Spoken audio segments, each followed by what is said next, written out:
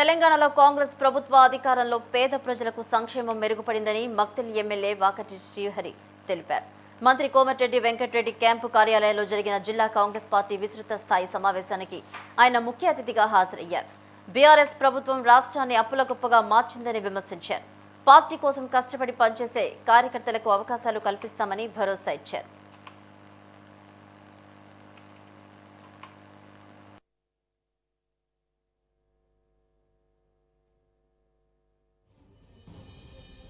AICC PCC ఆదేశాల మేరకు మరి కాంగ్రెస్ పార్టీ ఢిల్లీ నుంచి గల్లీ వరకు బలోపేతం అయ్యే విధంగా గ్రామ స్థాయిలో కూడా కాంగ్రెస్ పార్టీ కార్యకర్తల ఆలోచన విధానాన్ని అదే మాదిరిగా మండల స్థాయి, బ్లాక్ స్థాయి, జిల్లా స్థాయి వరకు కూడా రీషఫ్లింగ్ చేసి కార్యకర్తలు ఏదైతే మొన్న ఎలక్షన్స్లలో తన ప్రాణాలని ఒడ్డిపెట్టి కాంగ్రెస్ పార్టీ ఎమ్మెల్యేలను గెలిపించి ఈరోజు ప్రభుత్వం రావడానికి వాళ్ళ వంతు కృషి చేశారో ఆ కార్యకర్తల్ని గుర్తించి వారికి సముచిత న్యాయం కల్పించే విధంగా పార్టీలో కానీ ఇవి రాబోయే సంస్థాగత ఎన్నికల్లో కానీ వాళ్ళకు పెద్దపీట వేసి వాళ్ళ బునాదుల మీద కాంగ్రెస్ పార్టీని బలం చేయాలి, బలంగా నిలబెట్టుకోవాలనేటువంటి ఆశతో తీసుకొచ్చిన నిర్ణయం.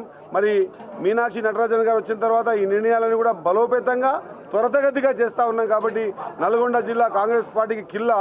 మరి ఈ నల్గొండ జిల్లా కూడా బూత్ స్థాయికి నుంచి పార్టీని బలోపేతం చేయాలనే ఆలోచనతో ఆ దిశా నిర్దేశం ద్వారా ఈరోజు నన్ను ఇన్ఛార్జిగా వేయటం, మరి మా నాసిర్ భాయ్ గారిని ఏఐసిసికి నుంచి కూడా ఇన్ఛార్జిగా వేయటం జరిగింది. మరి మేము కూడా మొత్తం ఉన్నటువంటి ఈ 6 నియోజకవర్గాలకు సంబంధించినటువంటి బూత్ స్థాయికి నుంచి, మండల స్థాయికి నుంచి, బ్లాక్ స్థాయికి నుంచి ఇచ్చిన నాయకులందరికీ కూడా జిల్లా పార్టీ ఆదేశాల మేరకు జిల్లా పార్టీ గారి సమక్షంలో ఈ నిర్ణయం తీసుకోవడం, ఈ విధంగా బూత్కు 3, బ్లాకుకు 3, మండలానికి 3, ఈవెన్ జిల్లా నాయకత్వానికి కూడా 3 ఏర్పాటు చేసి ఆ లిస్ట్ అంతా కూడా ఏఐసిసి గారికి త్రూ మన మీనాక్షి నటరాజన్ గారి దగ్గర జిల్లా అధ్యక్షుల గారి చేతుల మీదుగా ఇప్పించి దాన్ని స్క్రూటినీ చేసి పార్టీకి పనిచేసినటువంటి కార్యకర్తల్ని నాయకులుగా చేయడానికి తీసుకునే నిర్ణయమని తెలియజేసుకుంటూ ఈ కార్యక్రమంలో ప్రతి ఒక్కరు కూడా భాగస్వామై ఇంత పెద్ద ఎత్తున త్వరితగతిగా వచ్చి ఇంత కార్యక్రమాన్ని జయప్రదం చేసినందుకు నల్గొండ జిల్లా నలుమూలలకించి ఇచ్చేసినటువంటి మండల మరియు జిల్లా నాయకత్వానికి అందరికీ కూడా నా హృదయపూర్వక ధన్యవాదాలు తెలుస్తా ఉన్నా. చాలా సార్లు చెప్తా ఉన్నాం మీ అందరికి, ప్రతిసారి మీటింగ్ మండలం పార్టీ అధ్యక్షులు ముఖ్యంగా గ్రామాలలో మీరు తిరిగేది మీరు పని చేస్తే మీకే మంచి పేరు వస్తుంది కదా, మాకు కాదు కదా.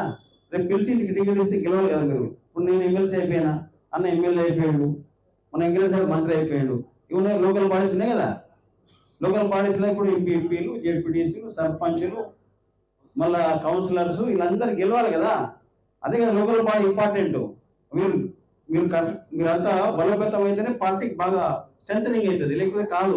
మన సంక్షేమ పథకాలు ఎందుకు లోకల్ పోట్లాడు తెలుసా మీకు? లోకల్ బాడీస్ లేక పోట్లేవు.